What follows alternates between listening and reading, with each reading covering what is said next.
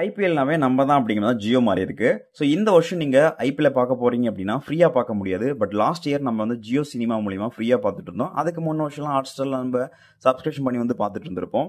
But இப்போ வந்து நீங்க பார்க்கணும் அப்படின்னா கண்டிப்பா சப்ஸ்கிரிப்ஷன் பண்ற மாதிரி தான் இருக்கு. ஸோ எப்படின்னா இதுக்கு முன்ன பார்த்தீங்கன்னா நமக்கு தெரிஞ்சது எல்லாருக்குமே அப்படிதான் ஹாட் ஸ்டார் அப்படிங்கிற ஒன்று இருந்துச்சு. இப்போ ஜியோ வந்து கம்பைன் பண்ணி நமக்கு ஜியோ ஹாட் ஸ்டார் அப்படின்னு கொடுத்துருக்காங்க. ஜியோ சினிமா ஆல்சோ நமக்கு வந்து ஜியோ ஹாட் ஸ்டார்ல வந்து கம்பைன் ஆகிருக்கு.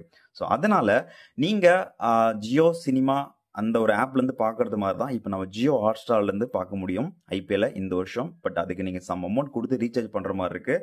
ஸோ 100 195 4G யூஸருக்கு அண்ட் 5G யூஸருக்கு பார்த்தீங்கன்னா இதுக்கு வந்து கொடுத்துருக்காங்க. 100 ரூபாய்க்கு நீங்கள் ரீசார்ஜ் பண்ணாலும் சரி, இல்லை 195 ரீசார்ஜ் பண்ணாலும் சரி, உங்களுக்கு இது ஜஸ்ட் பார்த்தீங்கன்னா ஒரு டேட்டா பேக் மட்டும்தான்.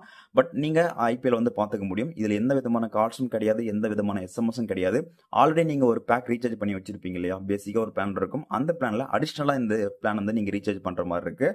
அண்ட் தென் பார்த்தீங்கன்னா இது ரெண்டுத்துலையுமே நமக்கு 90 நாட்கள் வேலிட்டி இருக்கு.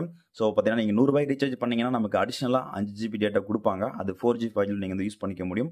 195க்கு நீங்கள் ரீசார்ஜ் பண்ணீங்க அப்படின்னா 15GB டேட்டா கொடுக்குறாங்க. அதுவும் நீங்கள் தாராளமாக வந்து யூஸ் பண்ணிக்கலாம் உங்களுக்கு டேட்டா தேவை அப்படிங்கிற பட்சத்தில். அண்ட் தென் பார்த்தீங்கன்னா இதில் ரீசார்ஜ் பண்ணுறதுல நமக்கு ஸோ அவங்க மென்ஷன் பண்ணியிருப்பாங்க, நீங்கள் ஹாட் ஸ்டார் ரீசார்ஜ் பண்ணுறீங்க, ஜியோ ஹாட் ஸ்டார் ரீசார்ஜ் பண்ணுறீங்கன்னா நமக்கு இது ஒரு ஐபிஎல் மேட்ச் பார்க்கறதுக்காக மட்டும்தான் இருக்கும், தவிர்த்து நீங்கள் மூவிஸ்லாம் பார்க்கலாம் அப்படின்னா கண்டிப்பாக வாய்ப்பு இருக்காது.